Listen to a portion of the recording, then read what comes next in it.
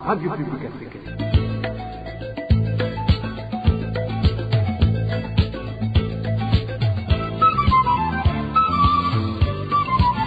Radio Publique Africaine.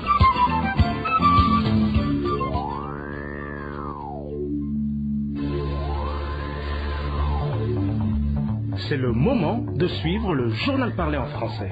À la présentation, Onésime Douchima-Guité. Ravi de vous retrouver sur rendez-vous d'information de ce samedi 8 octobre 2022, dont voici le sommaire. Le Parlement burundais a élu de nouveau ce vendredi l'équipe des commissaires de la Commission Vérité et Réconciliation. Pierre Claver Ndaïchalié reste à la présidence de cette commission. Le parti CNL a boycotté cette séance, jugeant partisane l'élection de ses commissaires. Au sommaire également, les conducteurs de taxi-moto dans la ville de Rumonge s'indignent des rafles des motos en cours depuis 4 jours, opérés par des policiers accompagnés de certains membres du parti CNDD-FDD. Le mini-magazine au cœur de la société d'aujourd'hui se penchera sur le renvoi des troupes burundaises sur le territoire de la République démocratique du Congo. Voilà pour le sommaire.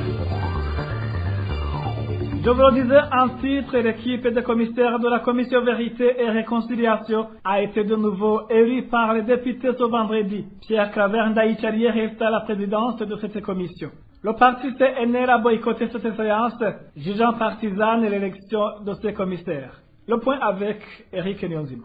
Les députés du parti CNL étaient arrivés très tôt ce vendredi à l'hémicycle d'Okigobe, mais avant le début de la séance plénière, ils ont vidé l'hémicycle pour aller se concerter avant qu'ils rentrent. Et a remarqué que l'hémicycle d'Okigobe était à moitié vide. Daniel Geraz Ndabilabe s'est d'abord rassuré si le quorum était suffisant pour démarrer les travaux d'élection des commissaires de la CVR. L'équipe qui a été conduite venait de faire un mandat de 4 ans. Elle a été conduite sauf pour le commissaire de l'Etimitois qui a été élu pour faire partie des députés de Liala. Pour les Tutsi élus, il s'agit de Stella Budiriganya, Théo Dikumana, Révérend Clément Noaninziza, Denise Sindokotse et Alice Nijimbere. Pour les Hutus, il s'agit de Pierre Claver Ndaïchalié, Léa Pascazi, Nziga Masabo, Abe Pascal Nyonkuru, Aloïse Batungwanabo, Révérend Pasteur Eli Nahimana, Laura Kavakure et Cheikh Sadiki Kajandi. Tous les candidats retenus par l'Assemblée nationale étaient au nombre de 130. Ils ont déploré le fait que l'Assemblée nationale leur a fait perdre du temps parce que, disait-il, ces commissaires élus étaient bien connus à l'avance. Avant de commencer les travaux, tous les députés du CNDD-FDD avaient été appelés dans une réunion. Merci à toi, Eric Nyonzima. Le président du Parlement met en garde les députés du parti CNL qu'il va désormais lire la loi et appliquer des sanctions à l'encontre de ces honorables parlementaires. Daniel Geraz Ndabilabe accuse ces députés de sabotage des activités de cette institution. Entre autres, il donne l'exemple des activités de ce vendredi qui se sont déroulées sans la présence du groupe parlementaire CNL. Je vous propose d'écouter Daniel Geraz Ndabilabe, président de l'Assemblée nationale du Burundi. Ici, les journalistes doivent écouter attentivement puisque des fois, ils interprètent mal certains de nos propos. Qu'ils écoutent très bien. Nous avons dit qu'ici, nous travaillons dans la démocratie et en démocratie. Je vois que même en France, ils font de la même manière. Ils peuvent être dans la plénière à 4 ou 5 quand d'autres sont partis et personne n'est sanctionné. Mais il faut que ce comportement cesse. On mentionne les absents. Aussi, nous allons le faire. Nous commençons aujourd'hui. Nous allons écrire les absents, ceux qui se présentent pour partir juste après, laissant le travail aux autres. Nous allons lire la loi et commencer à l'appliquer. C'était Daniel Geraz Ndabilabe, président de l'Assemblée nationale du Burundi. Les défenseurs des droits humains saluent la décision de renouvellement du mandat du rapporteur spécial de l'ONU sur la situation des droits de l'homme au Burundi. Maître Armel Nyongere, président de l'action des chrétiens pour l'abolition de la torture à Kate Burundi, indique que via les rapports fournis par ces rapporteurs, Le Burundi reste sur l'agenda et la question concernant les droits de l'homme au Burundi sera toujours débattue dans les sessions du Conseil des droits de l'homme tenues chaque 3 mois. En tant que défenseur des droits humains, je salue le renouvellement du mandat de rapporteur spécial sur le Burundi. Et le mandat de rapporteur spécial comprend d'importantes composantes de suivi de la situation des droits humains et de fourniture de rapports et de conseils techniques. C'est un mécanisme international chargé d'enquêter sur les violations et atteintes aux droits humains. Dans le contexte du Burundi, où de graves inquiétudes demeurent quant au respect des droits humains, où il n'y a pas de mécanisme national capable de documenter des violations en toute indépendance, il est important que ce mécanisme onusien puisse mener à bien sa mission. En plus, la mise en place de ce mécanisme permettra à ce que le Burundi reste sur l'agenda du Conseil des droits de l'homme parce que le rapporteur spécial présentera son rapport dans les sessions du Conseil des droits de l'homme qui sont tenues chaque année en mars, en juin et au mois de septembre. Donc, la session du Burundi sera toujours débattue lors de la session du Conseil des droits de l'homme. C'était Maître Armer Nyongere, un des défenseurs des droits de l'homme au Burundi. Les acteurs de la société civile qui œuvrent cette fois dans le domaine de lutte contre la corruption et les malversations économiques saluent la mesure de rouvrir les portes de maisons de change. Pour Gabriel Rufyiri, président de Oricom, le commanditaire de la décision de fermeture de ces maisons de change devrait plutôt être poursuivi par la justice. Suivez à ce propos Gabriel Rufyiri. L'Oricom prend ce moment pour remercier le gouverneur de la BRB qui vient de prendre une décision sage et utile pour le pays. En tout cas, la décision de fermer les bureaux de change au Burundi est une mauvaise décision qui a causé beaucoup de problèmes, que ce soit pour ceux qui avaient des bureaux de change, le personnel de ces bureaux, mais aussi pour le pays et les demandeurs de ces services. Pour nous, c'est vraiment une décision extraordinaire que nous saluons. Cette mesure était vraiment une mesure unique au monde entier parce qu'il n'y a aucun pays au monde qui ne dispose pas de bureaux de change en plus de l'insécurité que cette mesure causait. Nous pensons que vraiment des mesures impopulaires, injustes comme celle-là, elles ne méritent pas d'être prises. C'est la raison pour laquelle donc nous remercions l'autorité qui a pris la décision de l'arrêter. La personne qui avait pris cette décision, normalement devrait être sanctionné parce qu'il a péché contre le pays, il a péché contre les citoyens burundais. Par ailleurs, il est anormal de voir que le gouvernement lui-même encourage le commerce parallèle, non officiel, le commerce noir. Nulle part au monde, il n'y a aucun pays qui ne dispose pas de bureaux de change, sauf le Burundi. C'était Gabriel Rufyiri, président de Oricom. Après cette petite transition, nous parlons gouvernance.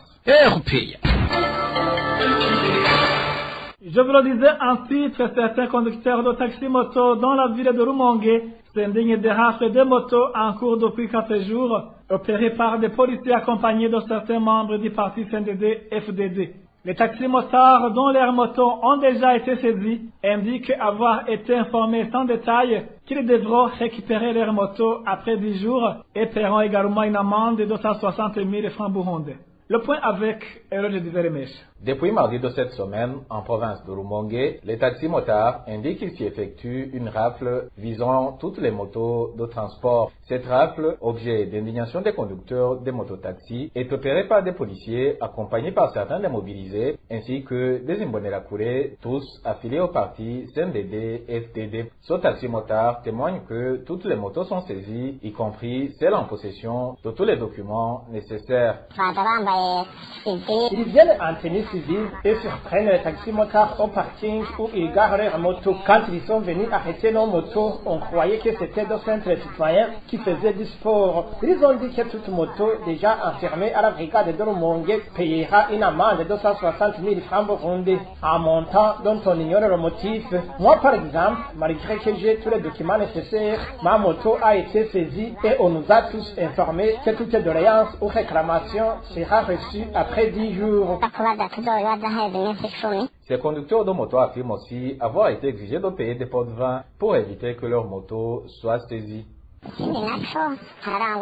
Autre chose, des pots de vin sont exigés à certains conducteurs de moto pour qu'ils gardent leurs anges. Un montant de 50 000 francs peut être demandé à un taxi-motard et peut ainsi garder sa moto. Ce qui nous attriste, c'est qu'il n'y a jamais de quittances qui nous sont données. Nous demandons que notre travail soit valorisé et que si un taxi-motard commet une infraction, que la sanction soit non seulement conforme à la loi, mais aussi individuelle.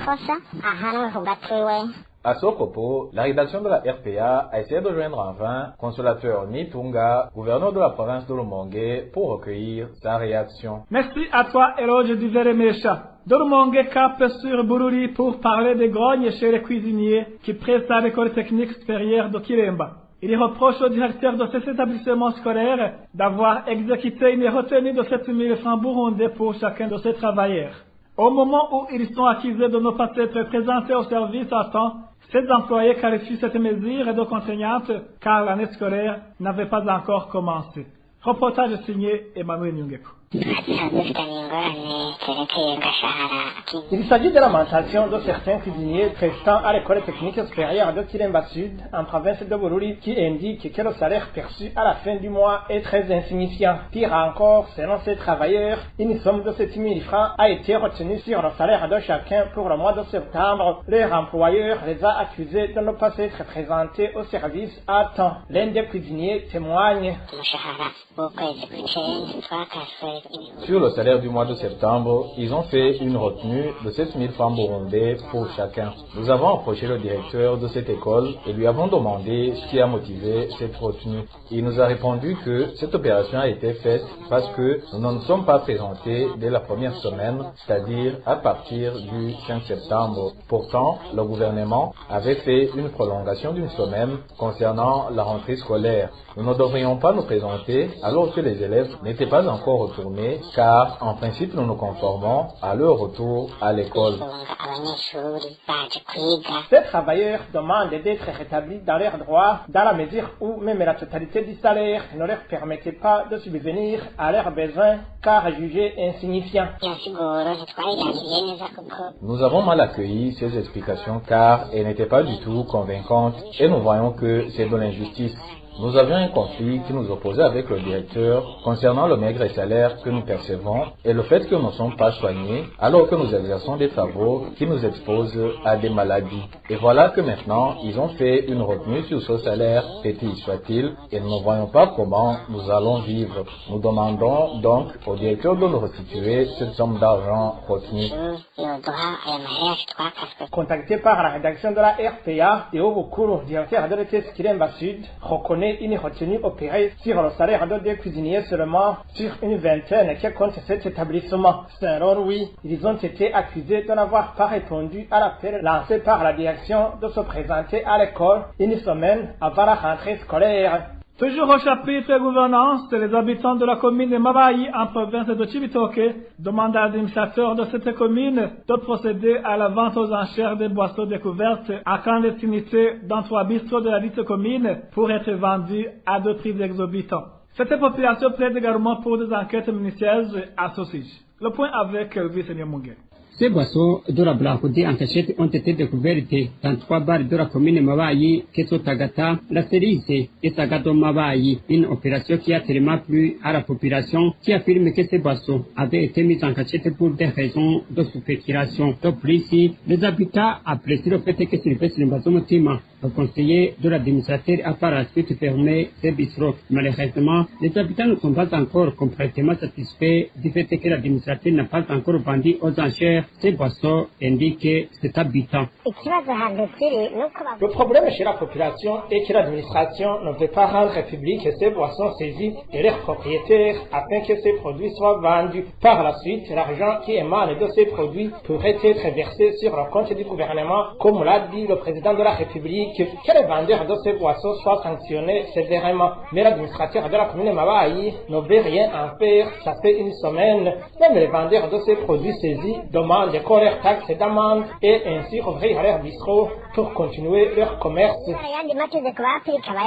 Agituellement des doutes multiples plane au sein des habitants de la commune Mabayi à cause du silence de l'administrateur qui traîne à prendre une décision par rapport à ces boissons. Pour eux, c'était autoritaire chercher le point de vue de la part des vendeurs de ces boissons.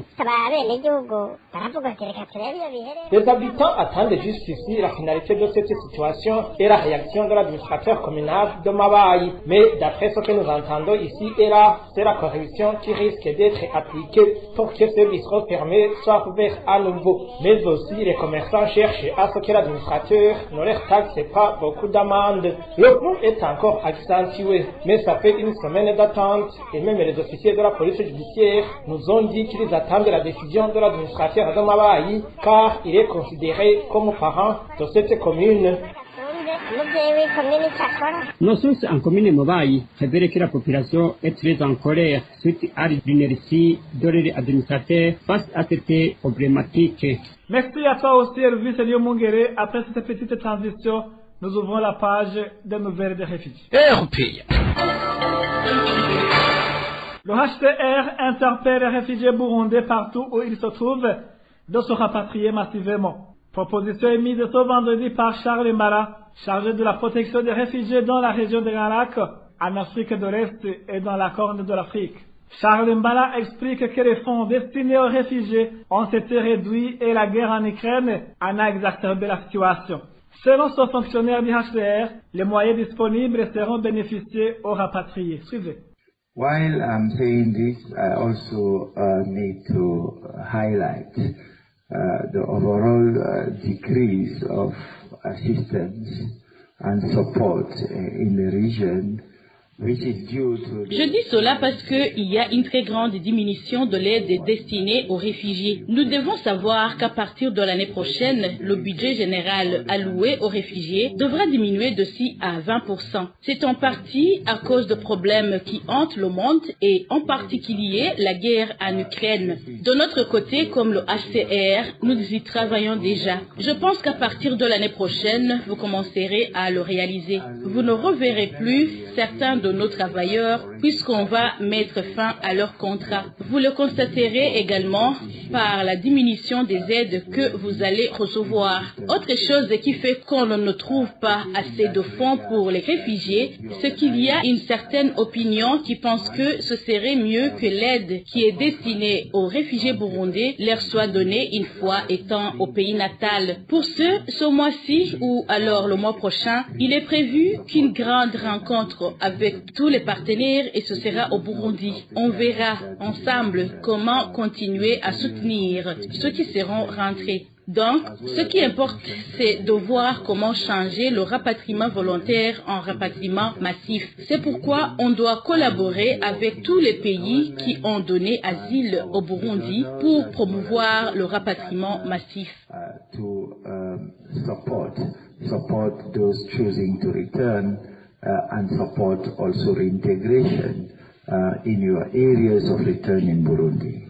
De surcroît, Charles Mbala décourage les réfugiés burundais qui espéraient l'asile au troisième pays. Encore une fois, Charles Mbala. Resettlement is used as protection tool, but also as durable solution. And we have been repeatedly, when I say repeatedly... C'est vrai, le troisième pays est une des solutions durables pour les problèmes de réfugiés. Mais moi et mes collègues, nous ne cessons de le souligner. Ce n'est pas le HCR qui donne le troisième pays. Le troisième pays vient de la volonté d'un pays tel qu'il souhaite accueillir un certain nombre de réfugiés. Donc, l'on ne pourra plus donner de troisième pays qu'aux réfugiés ayant de problèmes particuliers. Ce qui signifie que les réfugiés burundais ne seront pas concernés par une telle solution. D'ailleurs, même pour les autres réfugiés, comme ceux venant de la RDC, l'on ne pourra plus donner massivement le troisième pays. L'on traitera cas par cas. Alors, la solution durable, qui est celui du rapatriement, se fera pour les Burundais partout là où ils sont dans les pays de la sous-région.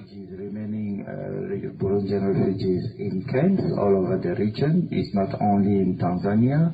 C'était Charles Mbala, chargé de la protection des réfugiés dans la sous-région de Galac, en Afrique de l'Est et dans la Corne de l'Afrique. C'est le moment de suivre le mini-magazine au cœur de la société. Aujourd'hui, ce mini-magazine se penchera sur le renvoi des troupes burundaises sur le territoire de la République démocratique du Congo. Au cœur de la société vous est présenté par Eddie Claude Minaz. Au cœur de la société. Au cœur de la société est une émission de tous les samedis, préparée en synergie par les radios Inzamba, Agateka Kawe, Radio RPA, Idouya Wanyagihugu, ainsi que la radio-télévision Renaissance. Depuis le 5 octobre 2022, d'autres militaires burundais ont été déployés en République démocratique du Congo, mais cette fois-ci dans le cadre du déploiement d'une force régionale de l'EAC dans cette partie du Sud Kivu. Ces militaires rejoignent un autre contingent de la FDNB envoyé le 15 août cette année dans la province du Sud Kivu dans le cadre d'une entente bilatérale. Que gagne le pays ou ses citoyens dans ces déploiements? La réponse se trouve dans ce mini-magazine au cœur de la société de ce 8 octobre 2022. À la présentation, Eddie Claude Ninazwe. Le Conseil supérieur de la sécurité explique les raisons d'envoi officiel des militaires de l'armée burundaise en République démocratique du Congo. Selon le colonel Pierre-Claver Nzisabira, secrétaire permanent au sein de ce conseil, la mission du second contingent de la FDNB est de contribuer au rétablissement de la paix et de la sécurité dans la province du Sud Kivu, dans le cadre du déploiement de la force régionale décidée lors de la réunion des chefs d'État qui s'était tenue au Kenya en date du 20 juin 2022. Vous savez qu'il y a la guerre en République démocratique du Congo. Vous avez appris que nous avons envoyé nos militaires là-bas pour aider à rétablir la sécurité. Il y en a qui n'ont pas bien compris jusqu'ici. Nous enverrons 2 catégories de troupes burundaises en RDC. La première catégorie, ce sont ces militaires déployés sur demande de la RDC dans le cadre des relations bilatérales. La deuxième catégorie, c'est ce contingent que nous enverrons demain sur demande de la communauté est-africaine. Tous ces militaires vont collaborer. Ils ont le même objectif, aider pour le rétablissement et le maintien de la sécurité à l'est de la République démocratique du Congo.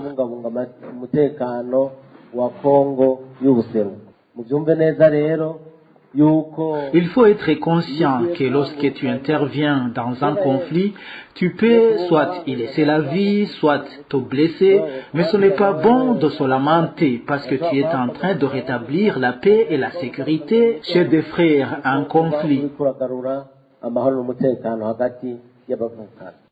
Ce nouveau contingent rejoint d'autres militaires burundais qui sont en RDC depuis le mois d'août pour traquer les groupes qualifiés de terroristes, dont ceux des Burundais qui sévissent aussi de Kivu, comme l'a indiqué le porte-parole de l'armée burundaise après le déploiement.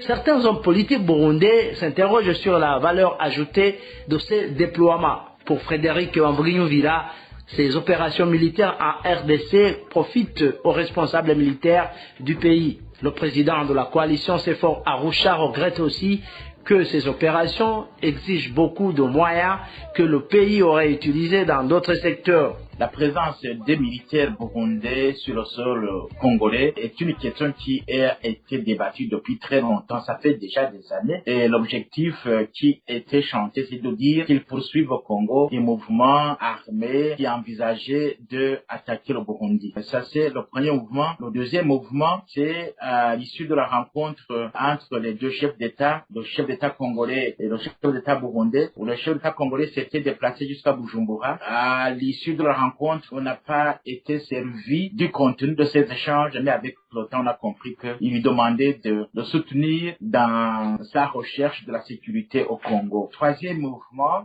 c'est la rencontre des chefs d'État de l'Afrique de l'Est, où le président congolais a présenté la situation sécuritaire de son pays et comme solution, ils ont décidé l'envoi des troupes de ces pays au Congo. Maintenant, du côté du Burundi, nous avons appris qu'il y a le premier mouvement qui est allé, mais que cela était consécutif à l'entente entre les deux présidents. Et puis après, nous avons appris il y a quelques jours que le Burundi va aussi envoyer d'autres troupes qui vont rejoindre les premiers sur le sol congolais. Si vous considérez un citoyen lambda qui est sur la colline lambda, je crois qu'on ne peut pas prétendre qu'il y a un léger mieux sur le plan sécuritaire ou sur le plan économique parce qu'il y a eu l'envoi des militaires au Congo. Et ce n'est même pas uniquement l'envoi des militaires au Congo. Les militaires ont été envoyés en Somalie, à Darfour, en Centrafrique. Est-ce que vous avez entendu vos parents dire qu'il y a eu un léger mieux parce qu'il y a eu des militaires qui ont été envoyés à gauche à droite? Je ne crois pas. Les sommes qui sont engrangées par l'envoi des troupes dans ces différents pays, je crois que ça vient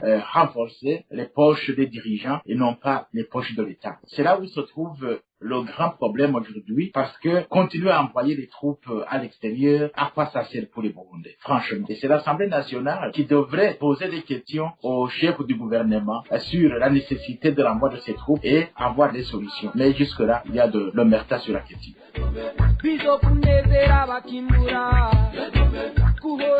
Un rapport publié le 27 juillet de cette année par une organisation non gouvernementale burundaise dénommée Initiative pour les droits humains au Burundi avait révélé que le Burundi a envoyé depuis décembre 2021 des centaines de militaires dans la République démocratique du Congo pour combattre les groupes d'opposition armés burundais. Mais Gitega et Kinshasa avaient toujours nié ces informations. C'est ici que se termine ce mini-magazine au cœur de la société de ce samedi. Vous étiez avec Di-Claude Nina à la présentation. Rendez-vous la semaine prochaine pour un autre magazine. Au revoir. C'était l'émission Au cœur de la société.